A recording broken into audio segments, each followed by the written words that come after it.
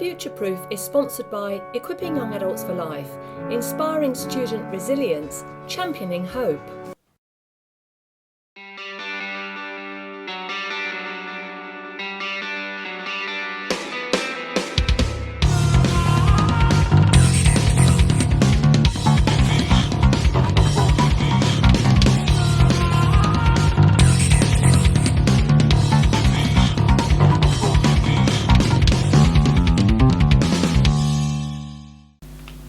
Hello and welcome to Future-proof. Thank you so much for joining me, Sarah Hopwood, as I continue these programs looking at the power of emotional intelligence, looking at how we can together really help signpost people looking forward and basically trying to help, if you like, secure the future. A lot of it actually is around mental health, about how we think, because how we think very, very often determines the outcomes that we have. So I interviewed Andrew, and I hope to actually get him back again too. He was an incredible person to listen to. If you missed that interview, then if you go onto YouTube and just Google Future-proof TV, then you'll see that interview and indeed other interviews that I've had over the last few series. This particular series is focusing on education, but like many things in life, much the content applies to every aspect of life, and in some ways regardless of our age and where we are. I'm just passionate about wanting to keep people's heads up. I was talking to somebody the other day and I said, you know, if I had to draw a picture of how people are feeling, then certainly for me, in my mind, what I think I'm seeing is there are a few, probably less than 10%, who have their heads up and are excited about the future. These people very, very often have a great understanding of technology, and so therefore there's an excitement associated with the developments of the change moving forward. There are a few who are looking straight ahead. I would argue maybe some are actually feeling a bit numb. But for me, I just have this overwhelming feeling that the majority of people, their heads are actually tilting down. And then there's a spectrum of how far down the heads are. And of course, the lower, I know I'm speaking metaphorically, but the further our heads are down, then the more any sense of hope is being squeezed, and also the further our heads are down, then it's even harder to see nuggets of gold that might come your way, come my way, to help lift the head up, because the vision obviously goes down. So the more we look down, the less that we can see is going on in and around us that might help us in some way. So the whole purpose of this program is about championing hope, and it's just doing all that I can, and I try and get people along to help me to get the heads back up, to inspire hope, and to basically future-proof a positive sense of what the future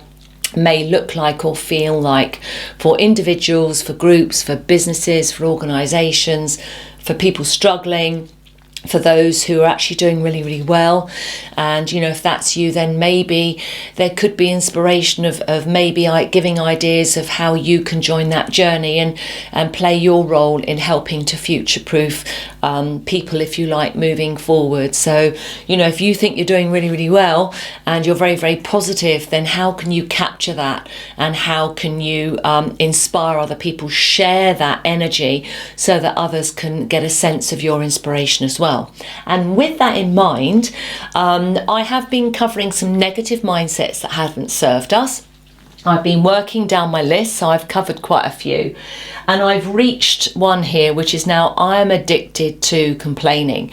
And when I originally set these series up in episode 1, I said, you know, complaining is about remaining, and all the time we complain, we remain, which is not helpful at all. And what came to mind is something that was shared to me and others when I was a member of the Professional Speaking Association by a lady called Nikki Owen. And if you Google the apple experiment, then there's quite a few things that come up. I have heard other people talk about it and say that they knew about this, that Nikki kind of didn't invent it. But whatever the truth is, Nikki certainly marketed it, and people, I think, resonated and engaged with the idea more than perhaps they had before. So even if she didn't, if you like, if she wasn't the founder of this experiment, she certainly played a major role in sharing the lessons of the experiment. If you Google the Big Apple experiment, then Nikki Owen's name does come up. There's video content, and I'm going to share with you what she had shared on the video content, and I know in organisations. And she talks about the Big Apple. And what she suggests is if you cut the apple in half. Now, I'm thinking of complaining is remaining. Complaining isn't good for us. Complaining is a negative mindset. And the reason why I thought of this Big Apple experiment, oh dear, that's already bad in the middle, I can see, then it makes me think that we don't just complain about things. Complaining isn't just reserved to complain about things or processes or situations. We arguably actually complain, criticise, moan about people more than we do than any functionality. And this is where the apple experiment comes into play. And if you know more about it, then shout at me if I've got it wrong. But my understanding is, and I've just got two glasses and I'm hoping, yes, they kind of go in here. But the idea is actually a sealed container.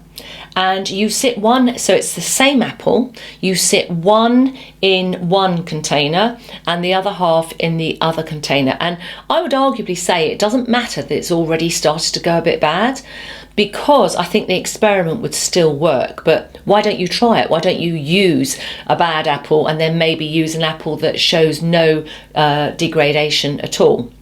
So you seal it and then you name them. One you name love and the other one you name hate. Or you can name it another negative, even unlove or something, I don't know, but they are opposite ends of the spectrum. And you could put it in a classroom, you can put it in an organisation, you can even put it into your own household. And you have them apart, but not in separate rooms necessarily. So you have them apart, but kind of visibly in the same place. And I think if we're not careful, if we start putting them in different rooms and different areas, then some could argue that the atmosphere played a part. So I think same room, same shelf, if you like, but slightly apart, one named love and one named hate, or a negative emotion, if that you want to substitute that for hate if you don't like the word. And people are invited to literally share their emotions with the apples as they are labelled. So if you have loving feelings and what have you, then share the love with the apple named love. And if you have negative, hateful, complaining, if you like, emotions against somebody, against people, or even a process or a situation, then look at the apple and share your energy with that. So in essence, you just share your emotion, whether that is love or whether that is hate, with the half of the apple that is labelled with those different emotions. And over a period of time, and Nikki has far more evidence than me talking through it now, of results where people have then, after days, a week maybe, they have then gone back, if you like, and revisited the apples. And it is actually very, very shocking to see that the apple, the half that was labelled with a negative emotion, has degraded far more, visibly, shockingly at times, far more than the apple that was labelled love.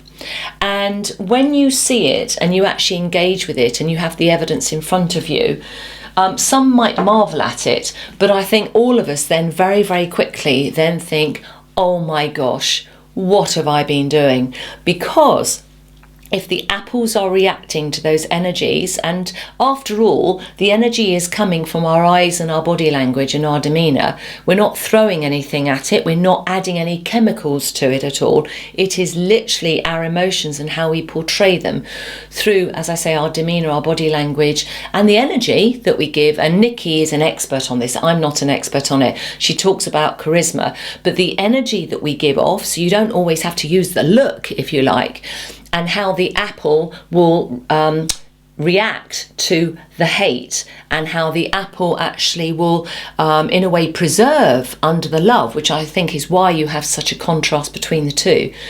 The question then to all of us is, what on earth are we doing to ourselves, the way we look at, think about, and the energy around ourselves? And also, what on earth are we doing to other people around us, where we think that we're not communicating? We think that we can hate and dislike and be indifferent, and that's okay. And this evidence shows starkly that is really, really not possible. And all the time we're hurting somebody else, we're hurting ourselves. And all the time we're loving somebody else, we are loving ourselves.